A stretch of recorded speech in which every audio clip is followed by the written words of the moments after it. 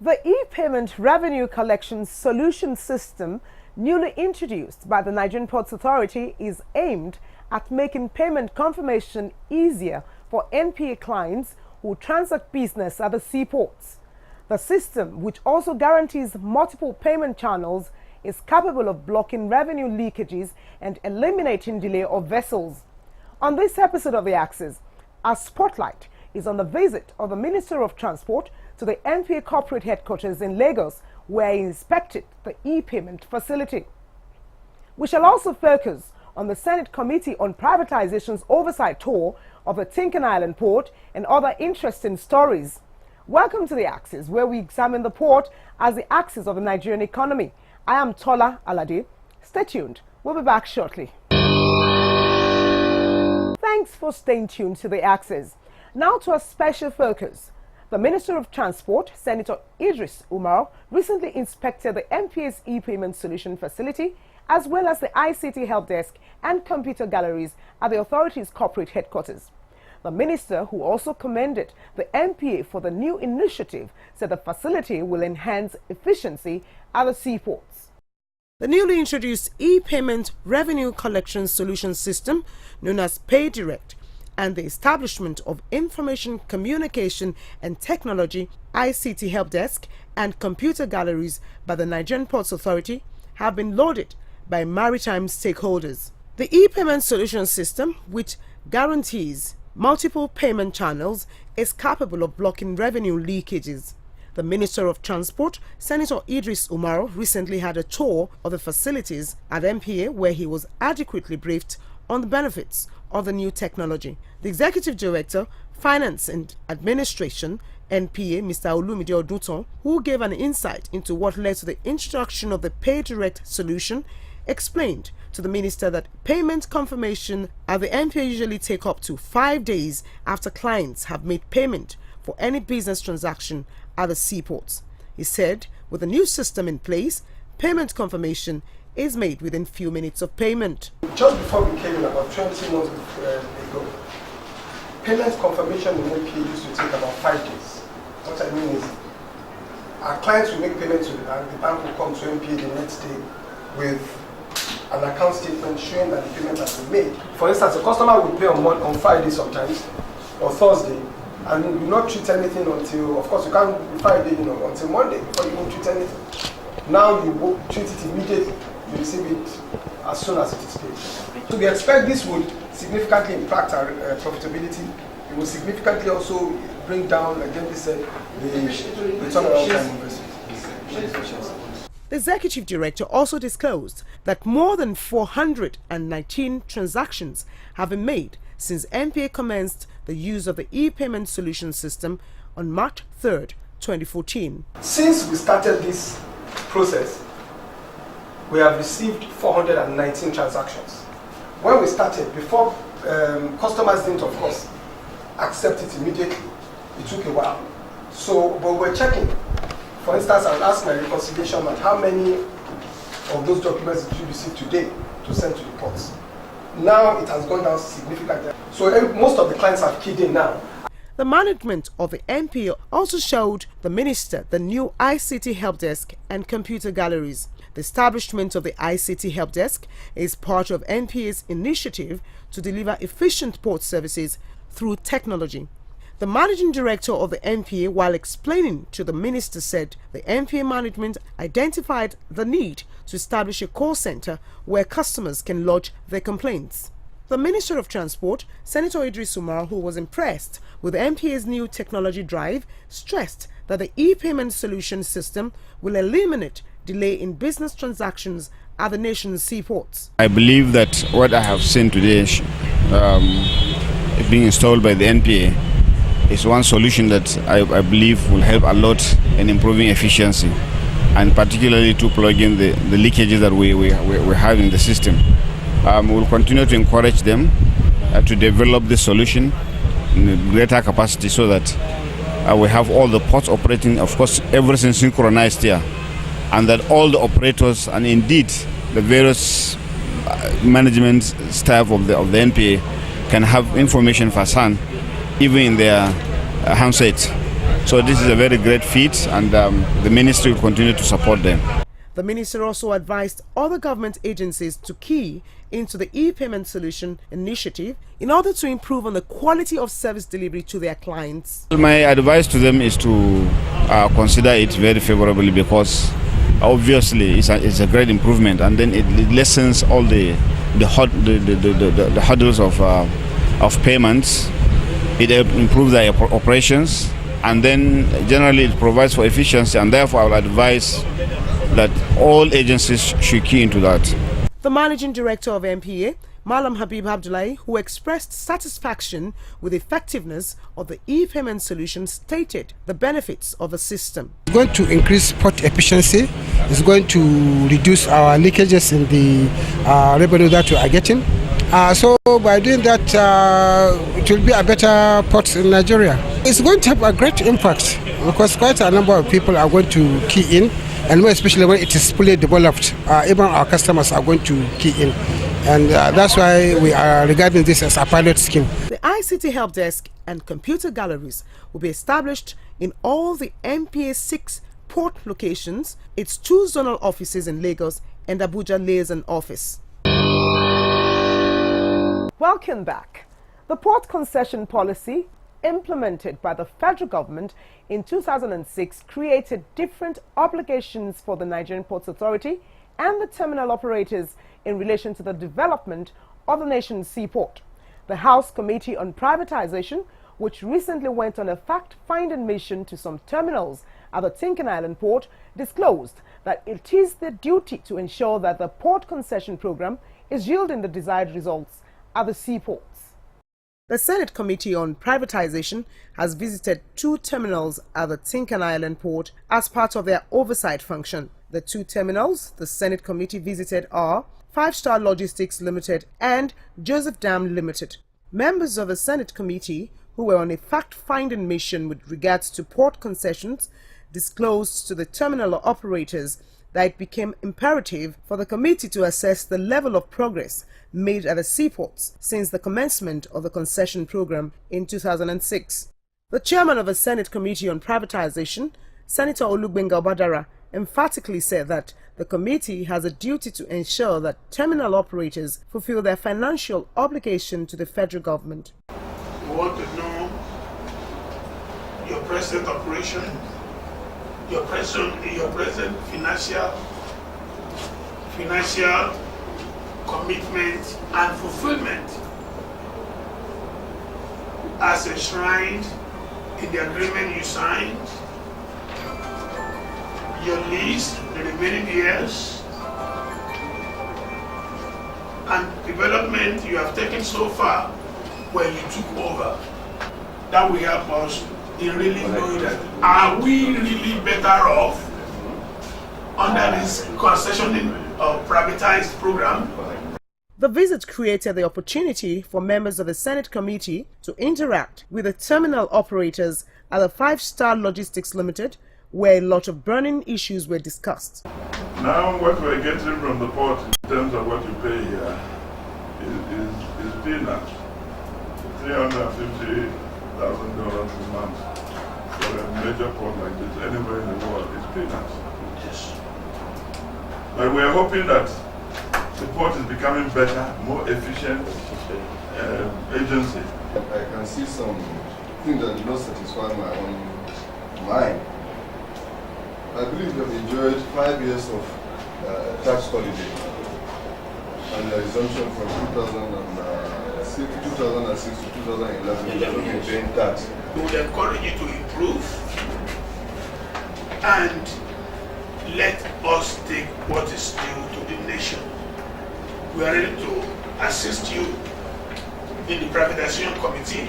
The Senate Committee on Privatization also indicated their interest in finding out some of the port development projects the terminal operators have executed as stipulated in the concession agreement. So how did you meet this port? And what are you doing at the end of the day when you finish your first tenure to leave this port in a better position than you met it? By the time we finish the tenure, anybody that come to this port will know that Nigerian Port Authority Tinker Island area is a real autonomous port, because this place is the first autonomous port Nigeria built in 1977. Autonomous port whereby modern equipment and good cargo will be discharged, and that is how we are going to leave it. There is a compliance and monitoring committee which goes out, that works with the terminal operators on a daily basis in order to ensure that they are complying with what is contained in the agreement with the respect of terminal upgrades, provision of equipment, handling equipment and all that. The technical director of Five Star Logistics, who told the distinguished senators that they have fulfilled their obligation of providing infrastructure at the terminal, explained further that the development of the terminal was done in 2 phases. Our development plan has been completed since 2009. Completed. It has been completed since 2009. In 2012, we had carried out the last development under our development plan, and we opened the North Gate in the Kapasi, and we built about 4 additional offices blocks there for customs and for our delivery operations. The representative of the Bureau of Public Enterprises noted that the Federal Ministry of Transport has set up a committee to monitor and review the challenges of the port concession. He said that the committee comprises the MPA, BPE and terminal operators. We will go around to check whether, they have done what they said in their plan to account. I think so far, so with this company. There is a committee in place, BPE, MPA with Ministry of Transport. The intention of that committee is to look at all of these things and performances of the terminal operators and come up with this kind of recommendation. The Senate Committee on Privatization later proceeded to the Joseph Dam Terminal Limited. The situation was not different, as the chairman of the Senate Committee asked the operators of the terminal to give them the details of their business activities as well as challenges hampering port operations at their terminal. We really want to know from inception what you have paid, your challenges in the present time, and your expectations. The general manager of Joseph Dam Limited said the demise of their chairman brought a setback to their business. According to him, the business picked up 2 years ago when a new management was constituted to run the affairs of the terminal. We're now in a position where we can now invest. We have our investors ready. We can now catch up with where the time we've lost in the past years with the legal situations that we've been facing.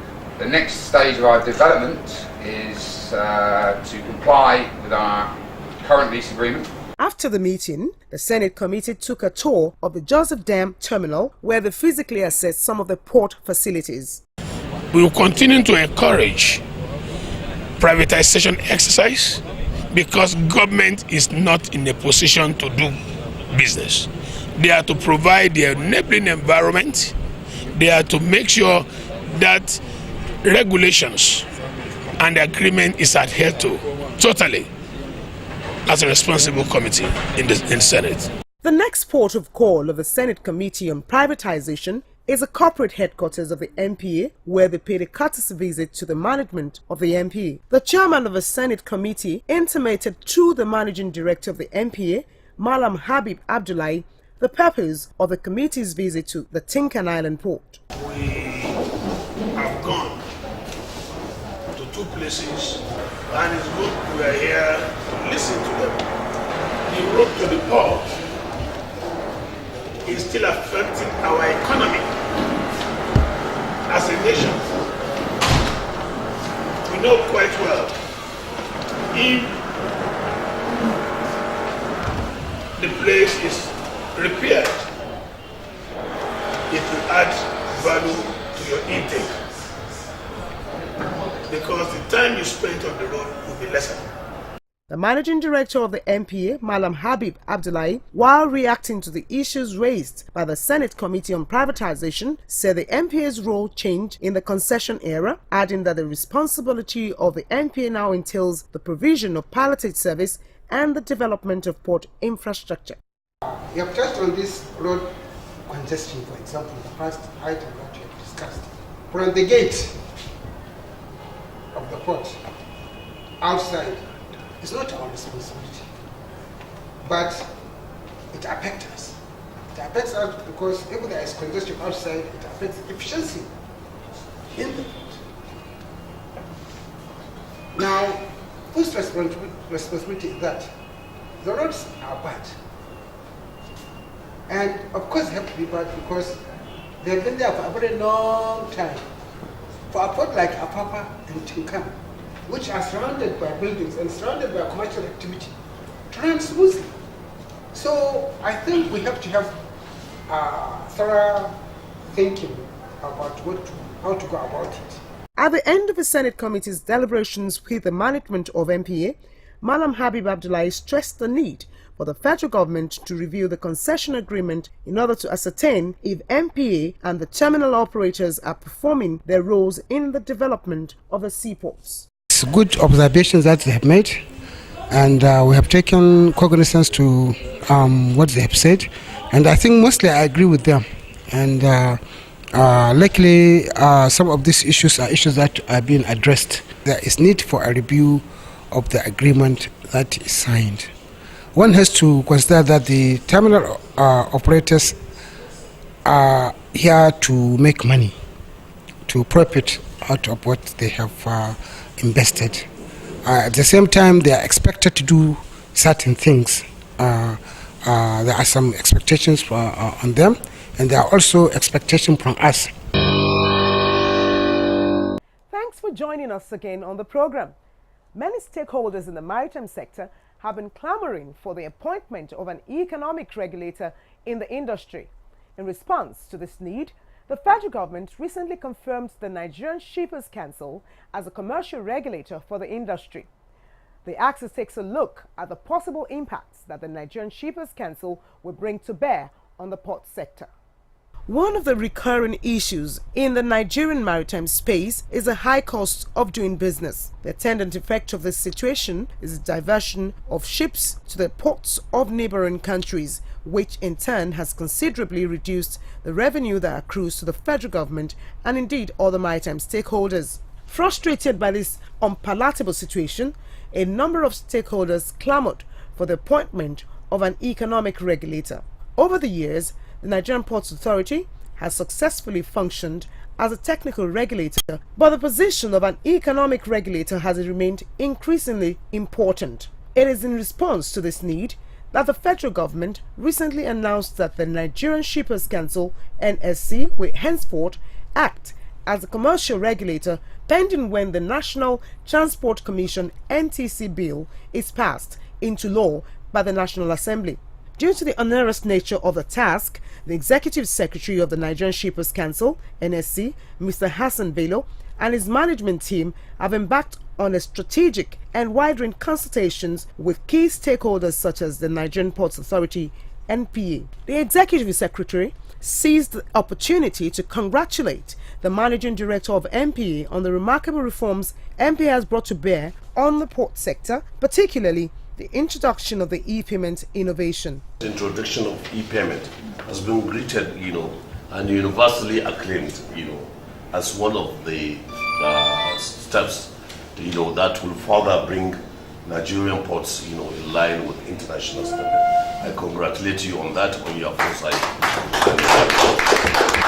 I'm sure this is the beginning of many things to come, because technology actually is the answer, to port problems. Mr. Hassan Bello acquainted the managing director with some of the issues the Nigerian Shippers Council would tackle, while also requesting that the MPA as the landlord assists the council with office spaces at the port for operational purposes. We need an office, at one of your, ports. This will be worked out later. The MD of MPA demonstrated the supportive stance of MPA towards the Nigerian Shippers Council by giving an express directive that operational offices be made available for the council in all the ports. I will direct the ED in the capital project, who is expert, ED engineering, on behalf of ED engineering, you look at, and of course admin as well is here because they are in charge of the buildings. You have to at least try to even give them an office in each port. Each of the ports. You have to at least assign an office, for the Shippers Council, so that at least they can effectively supervise, monitor, and see how they function effectively. Because without their presence, there may not be the required information, and it's good that they are on ground so that they see and notice what is happening. Malam Habib Abdullahi also encouraged Mr. Hassan Bello to critically look into the review of the concession agreement so as to locate clauses that can be modified for increased benefits. This is what we have been hammering for, because for a very long time it appears that there is not a clear line, because we are expected to be our own regulators. But with the coming in of the Shippers Council, even though it is temporary before the National Transport Commission is established by the National Assembly, the process of acts coming up, I think for now it is a very good development, and I think there will be a very good collaboration between ourselves and them. And, as you can see, the role is defined, and ours is to give them all the support that we can. The MPA is key. It's instructive that we come and introduce ourselves because we are going to work together.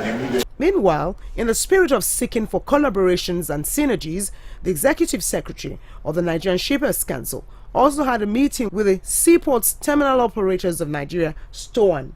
The chairman of Seaports Terminal Operators of Nigeria, STOAN, Princess Vicky Hastrop, maintained that the members of STOAN were happy over the assignment given to the council. She assured the management of a Shippers Council of our members' support. The essence of this meeting is for him to formally introduce himself as the newly appointed regulator, and to interact with us, and to kind of assure us that is not going to bias towards anyone. So we actually commend the appointment of Shippers Council, as the regulatory body of terminal operators in Nigeria. The cardinal ingredient of regulation is consultation, and we have made quite a strive in coming to the terminal operators and having frank discussion with them. This is just one of the very many critical stakeholders we are going to contact later on.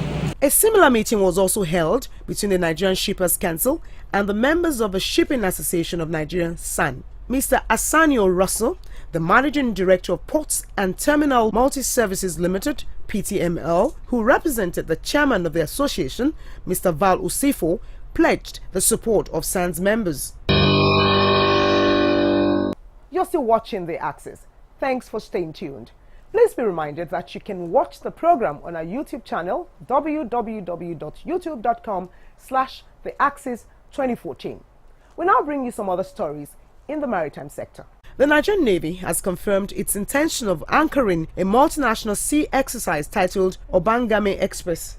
The Navy stated that Obangame Express is an event geared towards enhancing security in the nation's maritime community. It is an activity that is held concurrently in Lagos, Calabar, and Cameroon axes. Obangame Express was launched on April 10, 2014 with 23 countries participating. Some of the countries include United States of America, Italy, Spain, Germany, amongst others, while South Africa is participating as an observer. following the re-election of Prince Olayiwola Shitu as the national president of the Association of Nigerian Licensed Customs Agents, ANALCA, for another 4-year term. Various agencies have congratulated him on his re-election into office. Congratulatory messages poured in from some maritime stakeholders such as National Association of Government Freight Forwarders, NAGAF, and the Maritime Reporters Association of Nigeria, MARIN. Prince Olayiwola Shitu returned to office unopposed. It's now time to bring you the shipping position. 18 vessels arrived at the Lagos piloted district. 1 arrived with bags of wheat, 1 came with palmoline, 1 with bags of rice, another one with steel products, 1 arrived with general cargo, 1 came with sugar, 3 with containers, 7 with various petroleum products, while 1 motor vessel and 4 motor tankers are waiting to berth. A total of 59 vessels are expected at the Lagos piloted district.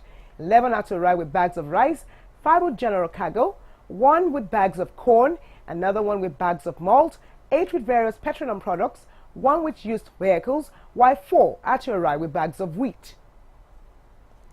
8 vessels are to arrive with containers, 2 with steel products, 1 with bags of fertilizer, 1 with bags of sugar, 1 with cartons of fish, and another 1 with gypsum. That's the shipping position for this week. That story brings us to the end of this week's episode of the program. You can send your comments, questions, and suggestions to theaxis2014@yahoo.com. You can also watch the program on our YouTube channel, www.youtube.com/theaxis2014. Join us next week for another interesting package of the program. Until then, it's bye for now.